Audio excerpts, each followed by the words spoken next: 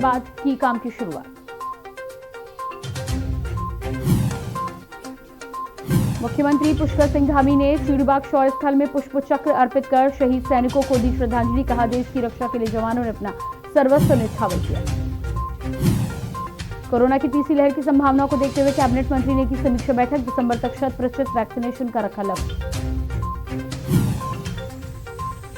उत्तराखंड में delta plus की दस्तक। उधम सिंह नगर में संक्रमित मिला लखनऊ का युवक। स्वास्थ्य विभाग ने जताई चिंता। उत्तराखंड सरकार का बड़ा फैसला। 12 जुलाई को खुलेंगे कक्षा 1 से 12वीं तक के सभी स्कूल। नियमित रूप से आएंगे शिक्षक। उत्तराखंड में मौसम को लेकर बड़ी खबर। अगले 24 घंटे में कई जिलों में भारी बारिश के आसार। ऑरेंज अलर्ट जारी।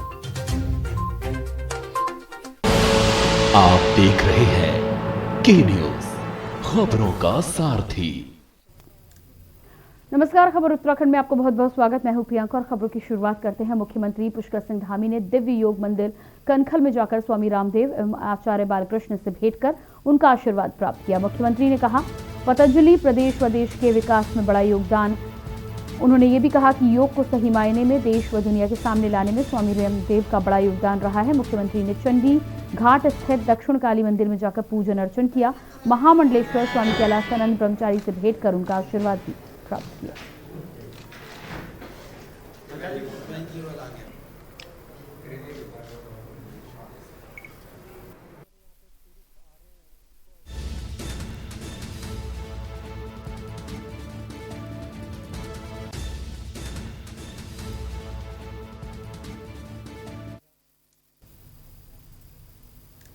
हरिद्वार पहुंचे उत्तराखंड के सीएम पुष्कर सिंह धामी ने बताया कि मां गंगा हम सबकी जीवनदायिनी है और जिस तरीके से केंद्रीय नेतृत्व ने मुझ पर भरोसा जताया है, सबसे पहले मां गंगा की पूजा अर्चना करने हरिद्वार पहुंचा हूं। हमारे समाज के विद्वान साधु संत उनका आशीर्वाद लेकर अभिनंदन यात्रा को आगे लेकर चलने का काम करूंगा। साथ में कांवड़ मेले को लेकर भी पड़ोसी राज्यों के सीएम से विचार विमर्श कर कांवड़ मेले के आयोजन को लेकर आगे निर्णय लिया जाएगा। उन्होंने क्या कुछ कहा, आपको सुनाते हैं। माँ गंगा हमारी मोक्षदायिनी है, माँ गंगा हमारी जीवनदायिनी है। और हम लोग जब भी कोई एक अच्छे काम के लिए निकलते हैं या किसी काम का संकल्प लेते हैं तो सबसे पहले माँ गंगा का ही स्मरण करते हैं। और मुझे भी मेरी पार्टी ने उत्तराखंड के मुख्य सेवक की भूमिका में उत्तराखंड की जनता की सेवा करने के लिए जो काम दिया है, मैंने सोचा कि सबसे पहले मैं माँ गंगा का पूजन करूं। और हमारे जो साधु संत समाज के लोग हैं, जो हमारे विद्वान हैं, साधु हैं, संत हैं, महात्मा हैं, उनका एक तरह से पूजन उनका भी साथ में करके, उनका अभिनंदन करके हम लोग अपनी यात्रा आगे चला रहे हैं।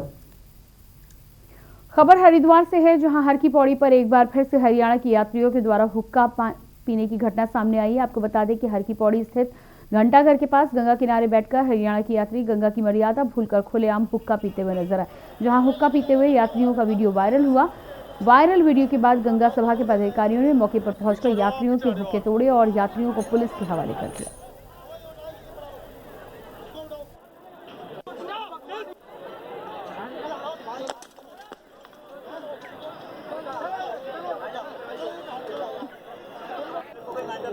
रुजा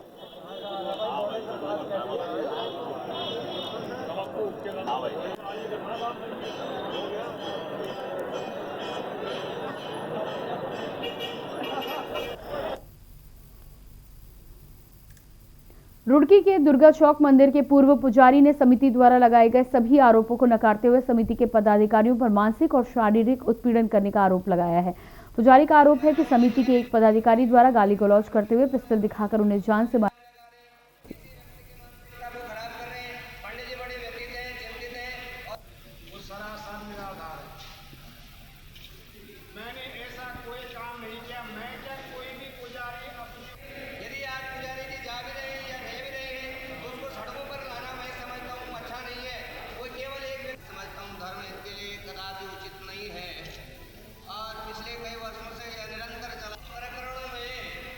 इन्होंने मुझे कहीं का नहीं छोड़ा है। मुझे मुस्लिम धर्म में, ईसाई धर्म में जाने का इन्होंने खुला ऑफर दे दिया है कि तुम उसमें जाओ, तुम हिंदू ही नहीं हो। क्या कोई ब्राह्मण अपने मंदिर में चोरी कर सकता, अपने घर में चोरी कर सकता? मेरे तो वो घर है, कैसे हो सकता है ऐसा? तो इन्होंने मेरे पे जो आरोप, ये निराधार आरोप हैं, ये खुद कर रहे हैं। जो भक्तगणों ने वहाँ पे सीसीटीवी इनके पिक्चर बनाई, इनका वीडियो बनाया है, वो न्यायालय में उपस्थित है। आज इनकी तारीख थी, आज इसलिए ऑर्डर मिलना था। ये जानबूझ के वहाँ नहीं गया। इनके मन में अगर जो है इनका मन अगर काला नहीं है तो क्यों नहीं गए वहाँ? ये है हिंदू समाज के जो मान बिंदु, हिंदू समाज की जो आस्था है उसका हनन हो रहा है। आज मंदिर में इस तरह के विरोध हो गए कि एक व्यक्ति, कुछ व्यक्ति मंदिर के मालिक बन के बैठ गए और नगर निगम की ज़मीन पे उन्होंने एक समिति बना ली और उस समिति को बना के उन्होंने एक मंदिर बना लिया। और उसके बाद अब पंडित जी को इतने वर्षों में माँ की सेवा कर रहे थे, इतने वर्षों से पंडित जी, तो आज पंडित जी को माँ की सेवा से विमुख करके मंदिर से धक्के मार के निकालने की एक स्थिति पैदा हो गई है पंडित जी के ऊपर। उसके अलावा भी आरोप लगाकर, पंडित जी के ऊपर आरोप लगाकर मंदिर से निकाल दिया जाता है। मैं समझता हूँ दूसरे के चरित्र पर उंगली उठाने से पहले हमें स्वयं को सोचना चाहिए। आज यदि हिंदू धर्म का बेड़ा गर्क हो रहा है, कहीं ना कहीं यह नीचे के गर्त की ओर जा रहा है, तो हमारे जो ट्रस्ट है मंदिरों में, धार्मिक स्थानों पे, उन ट्रस्टों में भी जो धार्मिक विचारधारा के लोग, अरे जिस ब्राह्मण है मूर्खानंदो, जिस ब्राह्मण के लिए तुम लोगों ने 25 वर्ष, जिस ब्राह्मण ने भक्ति और शक्ति के साथ उस दुर्गा चौक पे रात दिन एक किया, और आज तुम 2-4 गुंडे बदमाश, तुम जिनका चरित्र और चिंतन सही। नैनीताल के बेताल घाट में अपनी 10 सूत्री मांगों को लेकर क्षेत्र के प्रधानों का 7 दिवसीय ब्लॉक मुख्यालय प्रांगण पर जारी है। उन्होंने राज्य सरकार के खिलाफ ब्लॉक कार्यालय के बाहर धरना प्रदर्शन करते हुए नारेबाजी की। प्रदर्शनकारियों ने हवन कर सरकार की बुद्धि शुद्ध करने की प्रार्थना की। धरना प्रदर्शन कर रहे प्रधानों का कहना है कि अपनी 10 सूत्री मांगों में पंचायत के खाते से 2500 रुपए काटकर सीएससी को देने का पुरजोर विरोध करते हुए पंचायतों को अधिकार देने को कहा है।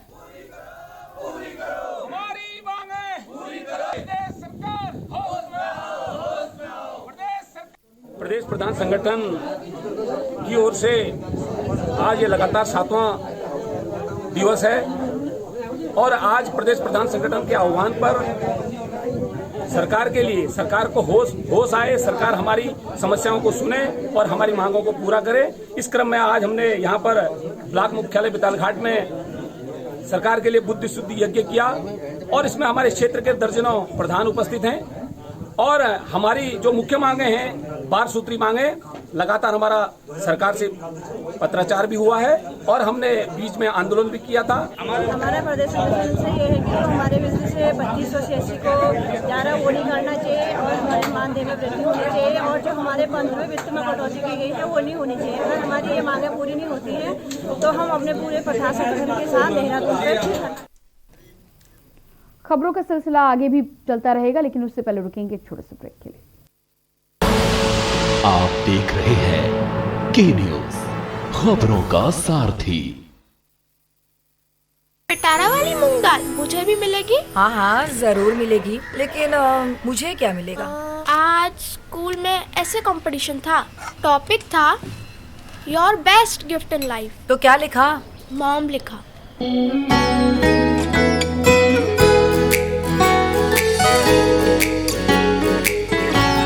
पिटारा, खजाना खास पलों का।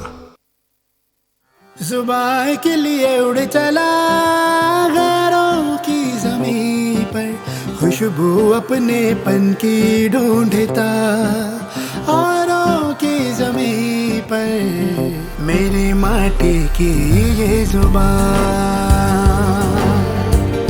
मेरी माटी की ये जुबान है मुझसे दूर मिलो दूर, पर ये दिल है कि चख रहा है उन्हीं अल्फाजों का नूर नूर और नूर। दूर कितना भी जाओ, इस जुबान से दूर ना जा पाओगे। विमल, बोलो जुबान केसरी।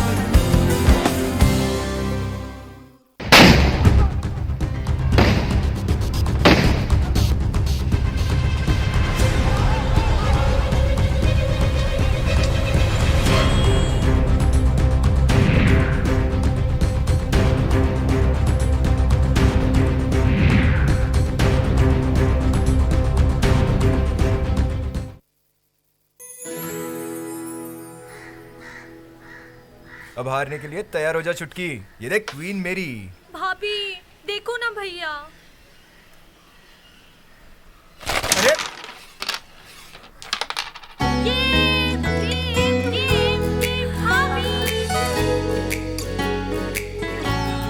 पिटारा खजाना खास पलों का। आप देख रहे हैं के न्यूज, खबरों का सारथी। ब्रेक के बाद बात करेंगे हरिद्वार के ज्वालापुर कोतवाली की। कोतवाली क्षेत्र के शंकर आश्रम में जहां ज्वेलरी शोरूम में दिन दहाड़े बंदूक की नोक पर लूट की घटना को अंजाम दिया गया। आपको बता दें कि लूट में 6 आदमी शोरूम के अंदर घुसे, जहां तकरीबन 10 लोगों को बंदूक की नोक पर बंधक बनाया गया। आधे घंटे तक ज्वेलर के शोरूम में लूटपाट की गई। वहीं मौके पर पुलिस प्रशासन के आला अधिकारी मौजूद रहे। फॉरेंसिक टीम भी शोरूम की जांच कर रही है और कर्मचारियों से पूछताछ कर रही है।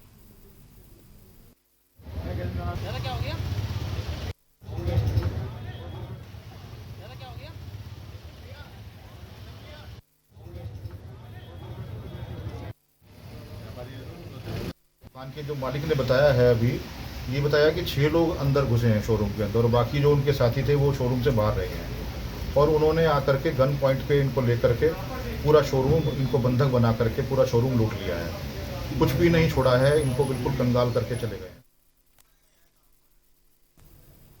आगामी 2022 के चुनाव की रणनीति को लेकर महिला कांग्रेस जिला अध्यक्ष रश्मि चौधरी के यहां कांग्रेस पर्यवेक्षक नमिता मेहरा रुड़की पहुंची। आपको बता दें कि कांग्रेस महिला जिला अध्यक्ष रश्मि चौधरी ने जानकारी देते हुए बताया कि हमारी पर्यवेक्षक और कोऑर्डिनेटर हिमाचल से हमारे कैंप कार्यालय पर आई हैं। हरिद्वार क्षेत्र की 11 विधानसभाओं में महिला विंग की पीड़ाएं हैं या उनके कार्य हैं। महिला कांग्रेस की जिला अध्यक्ष रश्मि चौधरी ने बताया कि ये उम्मीद करती हैं कि ऊपर तक सोनिया गांधी, प्रियंका गांधी, राहुल गांधी को हमारी कार्यशैली को लेकर अवगत कराएंगे।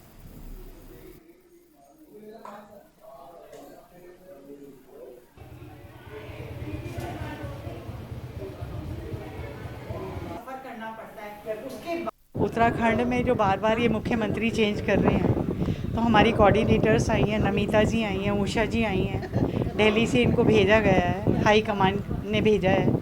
तो आप देख ही रहे हैं कि राज्य सरकार में, उत्तराखंड सरकार में कितनी उथल पुथल मची हुई है और देश के क्या हालात हैं और उत्तराखंड के बेसिकली क्या हालात हैं। उत्तराखंड के इतनी ख़राब हालात हैं कि युवाओं को नौकरियाँ नहीं हैं। कोविड-19 का पीरियड रहा, जो बेचारा गरीब तबका है वो रोटी खाने के लिए मोहताज हो चुका है और ये अपने मुख्यमंत्री बदलने में लगे हुए हैं। तो इनको जनता से कोई लेना देना नहीं है। ये तो वो वाले नेता है कि जनता जाए भाड़ में और नेता त्रस्त, नेता मस्त। तो ये बीजेपी के नेता मस्त हैं और जनता इनकी तरफ से कहीं पे भी जाए। और ये जितना भी आपने देखा कि अभी कुंभ का मेला हुआ, कितना घोटाले हुए कुंभ के मेले में, पॉजिटिव नेगेटिव रिपोर्ट्स में, इसमें पूरी इनकी छानबीन चल रही है और हम पूरा संघर्ष कर रहे हैं, सड़कों पे उतर रहे हैं कि घोटाला पता चले कि इन लोगों ने किस तरीके से इसमें अपना इतना बड़ा घोटाला कराया। हम हिमाचल प्रदेश से धर्मशाला से आए हैं, डिस्ट्रिक्ट कांगड़ा। हमारी मीटिंग थी दिल्ली में, तो दिल्ली में मीटिंग के बाद ही हमें यहाँ भेजा गया है। विधानसभा के बारे में ही कुछ इन लोगों से चर्चा करेंगे, जो भी यहाँ पर आगे का क्या है वो यही बताएंगे हमें। और जहाँ तक हम मैडम से मिले, मैडम ने हमारा स्वागत भी बहुत अच्छा तरीके से किया और इन्होंने अभी यहाँ पर बहुत से लोगों को बुलाया था, पंचायत के बहुत से लोगों से हम मिले, तो अच्छा लगा उनसे मिलके। और इनकी कितनी रिस्पेक्ट करते हैं वो तो हमें सामने दिख गया।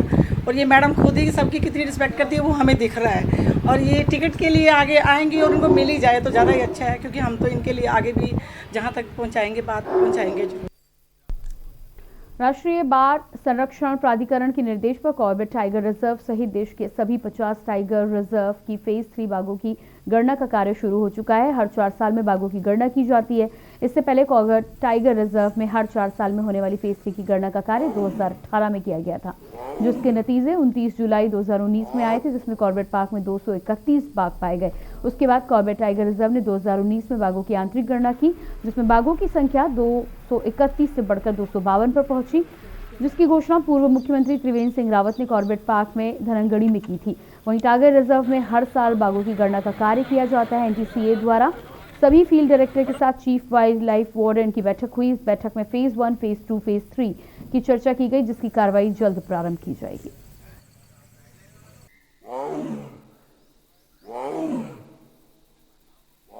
समेत 50-51 जो टाइगर रिजर्व हैं पूरे देश में, उनके वहाँ पर टाइगर गणना का काम, ऑल इंडिया टाइगर एस्टिमेशन का काम हर चौथे साल में किया जाता है। 2018 में लास्ट किया गया था गणना का काम, और 2021-22 का जो साइकिल है उसकी कार्रवाई अभी स्टार्ट हो गई है। एनटीसीए द्वारा सभी फील्ड डायरेक्टर्स के साथ और चीफ वाइल्ड लाइफ वार्डन के साथ बैठक कर ली गई है, और इसमें जो भी फेज 1, फेज 2, फेज 3 है उस पर कार्रवाई जल्दी प्रारंभ की जाएगी। दिनेशपुर से खबर है, जहां कैबिनेट मंत्री अरविंद पांडे कालीनगर गांव पहुंचे, जहां गांव कालीनगर में विभिन्न लिंक मार्गों का शिलान्यास कर कई घोषणाएं की गई। इस मौके पर कैबिनेट मंत्री अरविंद पांडे ने कहा कि कोरोना के बावजूद विकास कार्यों में कमी नहीं आने दी जाएगी। लगातार हम लोग विकास कार्यों को आगे बढ़ाने के लिए प्रतिबद्ध हैं। उन्होंने लगातार हो रही बिजली कटौती को लेकर कहा कि हम जल्द ही व्यवस्थाओं को दुरुस्त कर समस्या का समाधान करेंगे, जिससे किसानों को काफी लाभ मिलेगा। जगह नहीं मिल पा रही है, और मंत्री जी का यहाँ लोग सड़कों को लेके बहुत दुखी थे और कई वर्षों से इनकी मांग थी, और इसमें किसकी कमी है मैं कमी तो नहीं निकालूंगा, लेकिन हमने इसका संज्ञान लिया है और जनहित में जो बहुत महत्वपूर्ण सड़कें हैं उसको हमने आज शिलान्यास किया है और बहुत जल्दी कार्य करा दिया जाएगा। यहाँ पे बिजली की समस्या के बारे में लोगों ने बताया, नाली की समस्या के बारे में बताया, और सबसे बड़ी समस्या रोड के बारे में बताया। मंत्री जी ने अपने निर्धारित कार्यक्रम के हिसाब से आके बताया कि शीघ्र ही कार्य शुरू होने जा रहा है, जिसका उन्होंने आज उद्घाटन भी किया। रोड की समस्या तो ख़त्म हो गई है।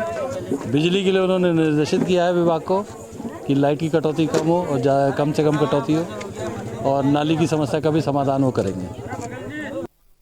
और खबरें अभी और भी हैं, लेकिन उससे पहले लेंगे एक छोटा सा ब्रेक। आप देख रहे हैं के न्यूज़, खबरों का सारथी।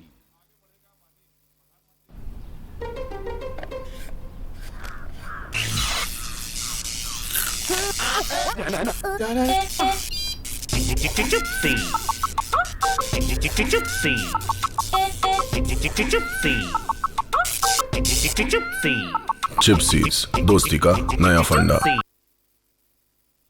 जुबान के लिए उड़ चला गैरों की ज़मीं पर, खुशबू अपनेपन की ढूंढता। दूर कितना भी जा, इस जुबान से दूर ना जा पाओगे। विमल, बोलो जुबान केसरी।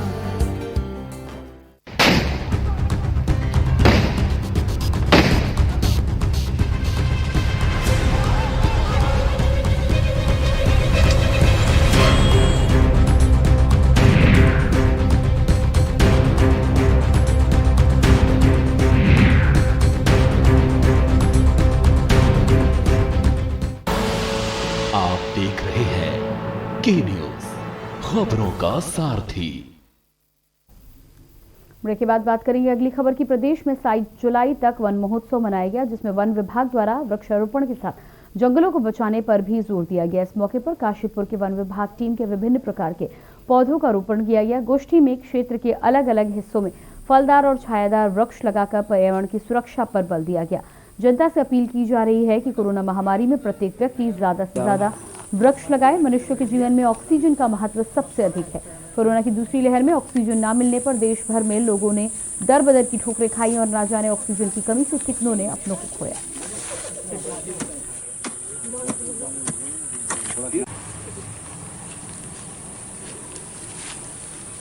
जैसे कि आप सभी लोग विदित हैं कि इस समय जो है हमारे वातावरण में जो गर्मी है और जो मनुष्य के लिए ऑक्सीजन बहुत इम्पोर्टेंट है, तो इसलिए पेड़ों का लगाना बहुत ज़रूरी है।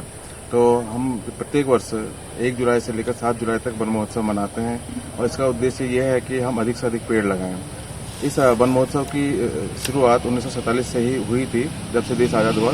तो प्रतिवर्ष हम जो है पेड़ अधिक से अधिक पेड़ लगाकर, लाखों की संख्या में पेड़ लगाकर ये जागरूकता प्रदान करना चाहते हैं कि क्या अगर पेड़ है तो तभी जीवन संभव है।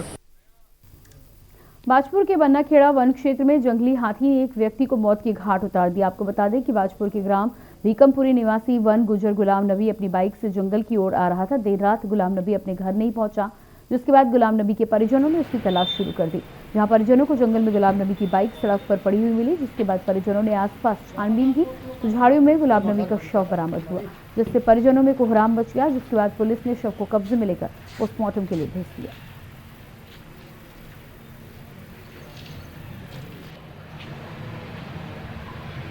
बल्लाखेड़ा के बीकमपुरी में एक व्यक्ति कल शाम से लापता था। जब परिजनों के द्वारा तलाश की गई तो सुबह उसका शव मिला है और ऐसा संभावना जताई जा रही है कि हाथी के द्वारा उसको मारा गया है। ये मृतक को पंचायतनामा भर के हमने भिजवा दिया है और आगे की कार्रवाई की जा रही है। कोरोना काल के मद्देनजर बाहरी लोगों के उत्तराखंड में प्रवेश के लिए 72 घंटों के भीतर की कोविड टेस्ट रिपोर्ट दिखाना अनिवार्य किया गया है, लेकिन कुछ लोग उत्तराखंड में प्रवेश के लिए तिगड़म लगा रहे हैं। उनकी तिगड़म को डग्गामार वाहन सफल कर रहे हैं। बॉर्डर पर खड़े डग्गामार वाहन बाहरी यात्रियों को उत्तराखंड में आसानी से प्रवेश दिला रहे हैं। सिर्फ कुछ दूर पैदल चलकर यात्री बॉर्डर पर खड़े डग्गामार वाहन में बैठकर अपनी मंजिल तय कर रहे हैं। वहीं ये डग्गामार वाहन यात्रियों से अधिक वसूली भी कर रहे हैं। बड़ी बात यह है कि ये लोग बिना कोविड टेस्ट रिपोर्ट के उत्तराखंड में प्रवेश ले रहे हैं और बॉर्डर पर तैनात प्रशासनिक अमला हाथ पे हाथ धरे तमाशा देख रहे हैं।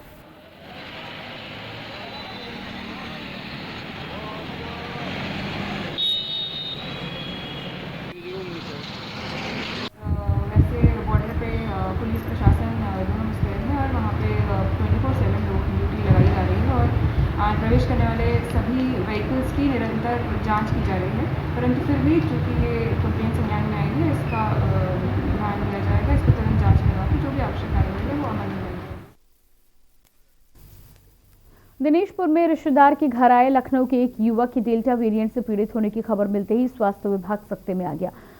हरकत में आई स्वास्थ्य विभाग ने खोजबीन की तो पीड़ित के ऊपर लखनऊ चले जाने की बात सामने आई है। स्वास्थ्य विभाग ने पीड़ित के चाचा के घर और उसके आसपास के लोगों के सैंपल कलेक्ट किए। आसपास के इलाकों को कंटेनमेंट जोन में तब्दील किया। स्वस्थ होने के बाद घर वापस चला गया। जांच के दौरान उसके RT-PCR सैंपल के नमूने भी लिए गए थे, जिसके लिए उसे दिल्ली भेजा गया था। इस दौरान रोहित की जांच रिपोर्ट CMO कार्यालय में आई, जिसमें वह डेल्टा वेरिएंट प्लस पाया गया।